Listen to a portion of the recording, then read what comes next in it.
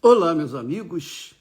Deus abençoe todos vocês. Que o Espírito Santo, o nosso guia, o guia dos seus filhos, venha conduzi-los ao entendimento da sua palavra.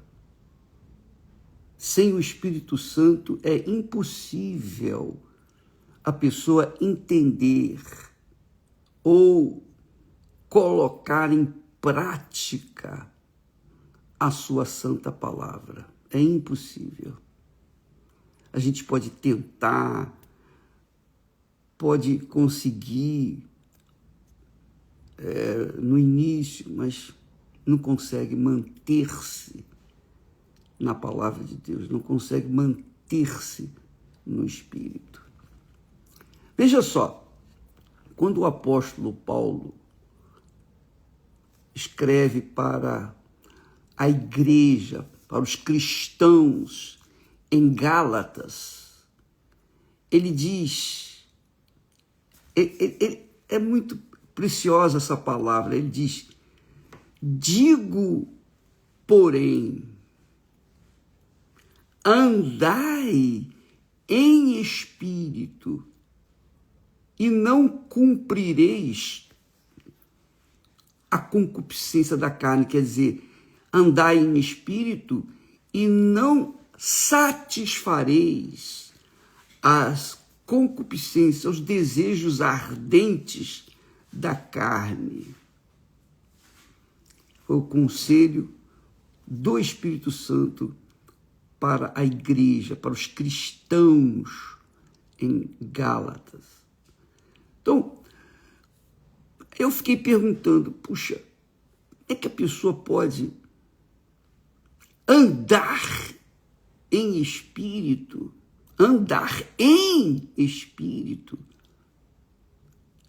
se ela não está no Espírito Santo? Como é maravilhosa a palavra de Deus. Jesus disse assim: se vós estiverdes em mim e as minhas palavras estiverem em vós, pedireis o que quiserdes e vos será feito. Olha que coisa maravilhosa.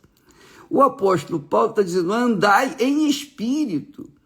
Mas a pergunta é: como que eu posso andar no Espírito Santo, em espírito, andar em espírito, andar pensando nas coisas de Deus, no futuro eterno, não no futuro passageiro deste mundo, mas no futuro eterno? Como que eu posso andar em espírito se eu não estiver no Espírito Santo? Ou se eu não tiver sido nascido de Deus, ou nascido da água e do Espírito Santo? É impossível. É impossível. Quer dizer, é uma palavra, uma ordem, um mandamento para os cristãos que somente quem tem o Espírito Santo pode atendê-lo. Mais ninguém. Quem não tem... Por exemplo, como é que eu posso andar com uma pessoa que eu não conheço? Que eu não conheço. Como é que eu posso andar com o Espírito Santo se eu não o conheço? Como é que eu posso andar com Jesus se eu não o conheço? Como é que eu posso andar com uma pessoa que eu não conheço? Não conheço. Não tem como. Você só pode andar com a pessoa que você conhece. Não é? Em princípio é isso. Então, eu creio de todo o meu coração que a vontade de Deus é que a vontade dele seja feita através da nossa vida. Porque foi isso que Deus falou para Adão e Eva. Olha, vocês podem comer o fruto que vocês quiserem aqui, tem abundância, tem tudo que vocês gostam, tudo, sabor para todos os gostos. Pode comer à vontade, fique à vontade. Mas aquela árvore, do fruto daquela árvore, nem toque nela, nem toque, quanto mais comer. Porque se comer, vai morrer. Quer dizer, vai morrer para mim. Vai morrer para mim. Quer dizer, vai ser separado de mim. Então as pessoas, infelizmente, elas pensam assim, bom, se eu vou na igreja, se eu cumpro algumas obrigações, se eu faço isso, se eu faço aquilo, se eu ajudo as pessoas, se eu sou bonzinho, se eu faço caridade, se eu sou uma pessoa de boa índole, eu estou salva. Não, não é. A salvação vem pela fé em Jesus, não pelos nossos méritos. Se eu for bonzinho, se eu for caridoso, eu não estarei fazendo nada mais do que a minha obrigação. É a minha obrigação ser bom. É a minha obrigação fazer o bem. É a minha obrigação. Agora, se eu faço o bem, eu não faço nada mais além do que a minha obrigação. Porque Deus me criou para o bem. Deus me gerou para o bem, não para o mal. Mas se eu desobedecê-lo, é óbvio que eu vou seguir os meus desejos, minhas concupiscências. É claro que eu estarei contrariando a vontade dele. É óbvio que eu vou colher os frutos dessa desobediência ou dessa rebeldia. Então, assim, é andar com o Espírito ou andar em Espírito. Porque, infelizmente, e eu falo isso com pesar, com muito pesar, com tristeza, muita tristeza, porque eu vejo isso diante dos meus olhos, no trabalho que a gente vem executando, vem trabalhando. São quase 50 anos. Quer dizer, nós começamos lá antes. Oficialmente falando, são quase 50 anos, mas extraoficialmente, são mais de 50 anos que a gente vem trabalhando, ensinando, orando, pregando, enfim, dando aquilo que Deus nos tem dado. Mas, infelizmente, há uns poucos que absorvem o entendimento do Espírito Santo, da palavra de Deus, passam a ter fé, coragem para obedecer, tem coragem para obedecer, para seguir, tem temor para com Deus, tem sabedoria de Deus, tem conhecimento de Deus, tem discernimento de Deus e andam de acordo com a vontade de Deus. Andam em espírito. Por quê? Porque nasceram do Espírito, então tem o Espírito de Deus consigo. Agora, se a pessoa não teve ainda o prazer, a gloriosa presença de Deus com nascer de novo, então ela conhece a palavra, ela conhece, melhor dizendo, a letra, mas não conhece o autor da letra. Ela conhece a Bíblia, mas não conhece o autor da Bíblia. E isso não é justo. Não é justo. Não é justo. Bispo, é isso mesmo, eu penso assim também. Não é justo, poxa, eu vou na igreja, eu faço isso, eu faço aquilo. Não é justo que eu viva uma vida longe, afastada do meu Senhor. Não é justo isso, eu tenho que andar nele, ele tem que estar em mim, eu tenho que estar nele. Mas por que então eu não recebi o Espírito Santo? Por isso, porque você não se entregou 100% para ele. Você tem se dividido, ou tentado se dividir, porque não se pode dividir entre Deus e o mundo, ou um ou outro. Ninguém pode servir a dois senhores, ou há de agradar a um e desprezar o outro, ou vice-versa. Então, Não há como servir a dois senhores. Então, para a gente poder ter o Espírito de Deus, primeiro a gente tem que entregar tudo para Ele. Como é que Ele pode ocupar apenas 99,9% do nosso ser? Não tem condição. É tudo ou nada. É vida ou morte. É muito, muito forte isso. E é interessante que o Espírito Santo deu a Paulo esse discernimento espiritual. Ele realmente foi um revolucionador, um revolucionário, porque a maioria do Novo Testamento foi escrito por ele, das cartas. Ele diz assim, olha só, interessante isso, falando agora para os cristãos romanos que estavam em Roma, na casa de César, do imperador, e que estavam gemendo por causa das perseguições implacáveis.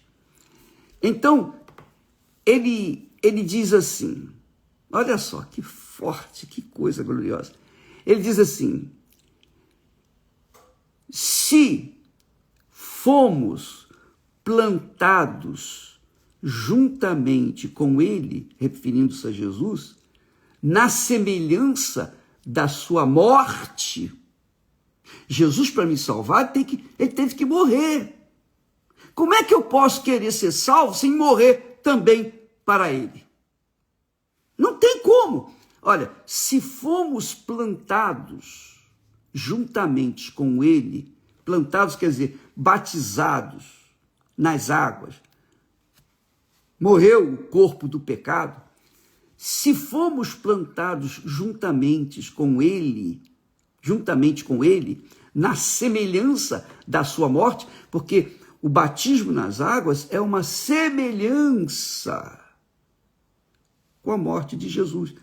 Por isso que Jesus disse que quem não for batizado nas águas, ou quem crê e for batizado, será salvo. Quem crê e não for batizado, a não ser que a pessoa esteja à beira da morte. No último momento, ela diz, Senhor, tem misericórdia de mim, ela é salva, como aconteceu com o ladrão na cruz, um dos ladrões. Mas ela vai morrer logo, pronto, eu aceitei, morri, pronto, está salva, graças a Deus. O problema é que nem sempre dá tempo para a pessoa aceitar Jesus. O problema é que nem sempre as pessoas elas ainda pensam, sobretudo, na sua própria vida. Então ele diz, se fomos plantados, quer dizer, batizados, sepultados. O batismo no grego quer dizer sepultar. Se fomos plantados juntamente com Jesus, na semelhança da sua morte. O que é a semelhança da morte de Jesus? Ele morreu. Literalmente ele morreu. Ele foi crucificado, morreu mesmo. Foi feito o teste com a lança, espetaram a lança do seu lado direito e saiu sangue e água. Estava morto. Perfeitamente morto. E depois foi sepultado. Enrolaram o corpo dele num lençol limpo e foi sepultado num sepulcro do rico, que tinha reservado uma sepultura para ele. Jesus ficou lá. E no terceiro dia, ele ressuscitou. Quer dizer, o Espírito Santo o ressuscitou. O Espírito Santo o ressuscitou. Então, o que aconteceu? Aconteceu que agora ele recebeu um corpo, uma vida, para a glória de Deus. O corpo dele, depois, foi glorificado. Ele recebeu depois um corpo glorificado, o corpo celestial, o corpo que só serve para usar lá no céu, não serve para usar aqui na terra, um corpo glorificado, é onde está a glória de Deus. Então aqui na terra nós recebemos o corpo, esse corpo, essa matéria, mas para vivermos de acordo com o mundo que vivemos. Mas Jesus morreu, ressuscitou e ascendeu aos céus, subiu aos céus, à vista de quase 500 pessoas. Então, amiga e amigo, ele, Jesus, teve que morrer para que eu pudesse ser salvo. É justo que eu queira dividir a minha vida com o mundo e não morrer por ele? Não, eu tenho que morrer por ele. Eu tenho que morrer para mim mesmo, eu tenho que morrer para o mundo. Eu tenho que morrer para este século. E isso é feito quando a pessoa se arrepende dos seus pecados e é batizada nas águas. Então, quando a pessoa é imersa nas águas, é o sepultamento. Quando ela se levanta, obrigatoriamente, ou tecnicamente, ou teoricamente, ela tem que nascer de novo, ela tem que receber o Espírito de Deus e ser uma nova criatura. E isso acontece. Muitas pessoas são batizadas com o Espírito Santo logo após terem recebido ou terem sepultado o seu corpo. Mas nem sempre isso acontece. Nem sempre por quê? Porque nem sempre as pessoas estão sepultando o velho homem, mas estão apenas tomando um banho. O batismo delas é apenas um banho. Entrou seca, saiu molhada, mas não houve arrependimento. A pessoa não se arrependeu da sua vida errada. Então, não acontece nada. É a mesma coisa que você orar, por exemplo, o Pai Nosso. Oh, meu Deus, como uma reza. Pai Nosso que estás no céu, Santo... Não vai resolver, não vai funcionar. Por quê? Porque você está orando da boca para fora. A mesma coisa são as pessoas que são batizadas nas águas da boca para fora. Elas parecem, para nós, pastores, parecem pessoas que estão realmente convertidas, realmente arrependidas dos seus pecados. Mas para Deus não, Deus sabe quem está se batizando. Ele sabe que aquele batismo não teve nenhum significado, porque a pessoa não abandonou o mundo. Ela não morreu para o mundo. Ela não morreu para o mundo. Se ela não morreu para o mundo, como é que ela vai ser sepultada? Não pode, não é possível ela ser sepultada sem ter antes morrido para o mundo. Então ele diz aqui, sabendo isso, que o nosso velho homem foi crucificado com ele para que o corpo do pecado seja desfeito. O corpo do pecado é esse corpo que nós temos. É o corpo matéria, físico. Então, quando nós, pela fé, em espírito, sepultamos esse corpo do pecado, o corpo está morto, sepultado, está lá enterrado. Então, ele não tem como pecar. Ele diz aqui, sabendo isto, que o nosso velho homem foi com ele, com Jesus, crucificado, morreu, para que o corpo do pecado, quer dizer, o corpo que exercita o pecado, seja desfeito, morra, seja apodreça, para que não sirvamos mais ao pecado. Porque aquele que está morto, isso é legal, aquele que está morto, obviamente, para o pecado, está justificado do pecado. Como é que o morto pode pecar? O morto não peca. Quem está sepultado mesmo, quando vale, ele não vive no pecado. Entendeu, amiga e amigo? Então ele continua dizendo, se já morremos com Cristo, quer dizer, fomos sepultados com ele, cremos também que com ele viveremos. Magnífico, magnífico. E agora vem o texto que eu gosto muito desse aqui. texto. Esse texto é libertador, vai libertar você. Ele diz assim: sabendo que, tendo sido Cristo ressuscitado dentre os mortos, você tem certeza disso? Eu tenho. Tendo sido Cristo ressuscitado dentre os mortos, já não morre mais. Não há morte mais. Não há morte. Quando você é sepultado no batismo nas águas, seguindo de acordo com a palavra de Deus, morreu mesmo para o mundo, então você não morre mais, porque você já morreu. Só se morre uma vez. Aí ele continua assim, ele diz assim: a morte não mais tem domínio sobre ele.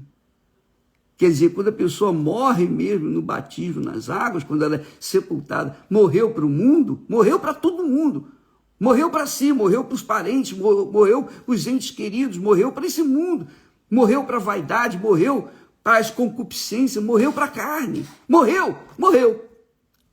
Então, se ela morreu, está morta, sepultada conforme Jesus foi sepultado, então o corpo dela não existe mais. Então, o pecado não tem domínio mais sobre o seu corpo, sobre a sua vontade. Então, ela está livre para viver em comunhão permanente com Deus. Eu não sei se você entendeu a nossa linguagem, mas essa é a verdade. Eu não posso andar em espírito e andar na carne ao mesmo tempo. Eu não posso andar em espírito dentro da igreja e na carne fora da igreja. Não existe isso. Mas é isso exatamente que acontece muito dentro das igrejas. E eu posso falar, especialmente na Igreja Universal. Tem muita gente que está vestida de obreira, é uma santinha, puríssima. Mas você não sabe o que tem dentro daquele uniforme. Você não conhece o que está dentro daquela capa. Você não sabe. Às vezes o pastor está pregando. Poxa, ele é incisivo, ele é um excelente pastor, porque ele fala. Mas será que ele vive aquilo que ele fala? Será que ele vive aquilo que ele prega? Será que ele vive aquilo que ele anuncia? Será que ele está morto para o mundo mesmo e para o pecado e vive de acordo com a vontade de Deus? Isso, amiga e amigo, só Deus quem sabe. Só Deus quem sabe. É claro, a gente tem discernimento para avaliar pessoas e chegar à conclusão: olha, ali está faltando algo. Sabe, aquela comida que falta um pouquinho de sal, aquele doce que falta um pouquinho do açúcar. Sabe?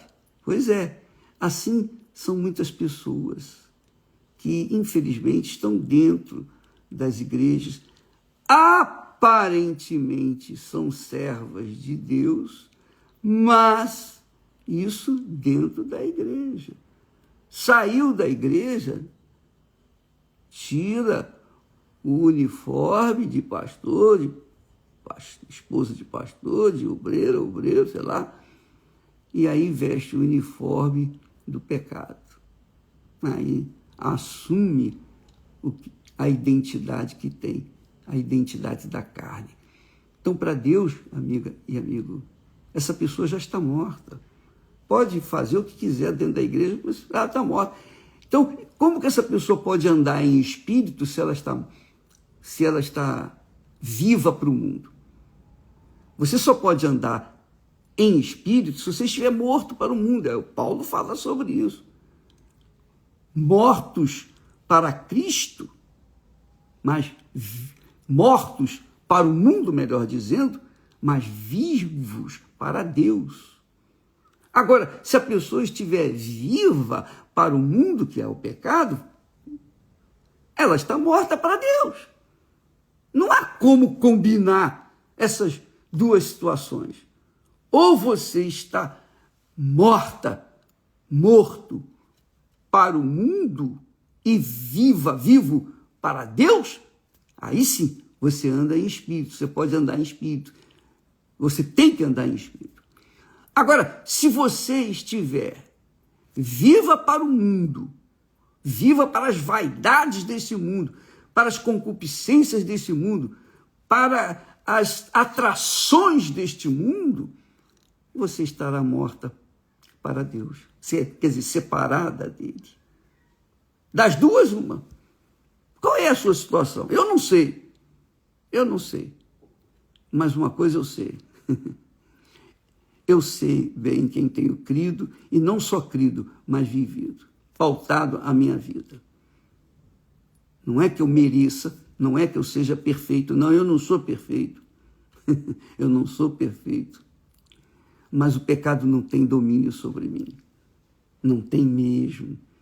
O pecado só tem domínio sobre aqueles que estão vivos para o pecado, vivos para o mundo. Não morreram para o mundo, não se arrependeram para Deus. Então, o pecado tem domínio. Mas, se elas estão mortas para o mundo, elas estão vivíssimas para Deus. Entendeu, amiga e amigo? Então, é muito interessante isso. Vale a pena você meditar nesse capítulo 6 de Romanos, porque fala assim claramente, fala assim com precisão a condição espiritual de cada um de nós. Aqui nós temos um espelho que mostra quem é de Deus e quem não é. Está bem claro. Jesus disse para Nicodemos, olha, Nicodemos, em verdade vos digo, quem não nascer de novo, quem não nascer da água e do Espírito Santo, não pode entrar no reino de Deus. Mas ele respondeu, Senhor, como pode um homem velho nascer de novo? Como é que ele vai voltar ao ventre da sua mãe? Porque é um homem inteligente, espiritual, mas cego. Ele não entendia as coisas de Deus. Ele vivia na carne. Ele era um príncipe entre os judeus, entre a religião que praticava. Ele era um dos principais, mas ele não entendia. Como é que eu posso viver, nascer de novo, sendo velho?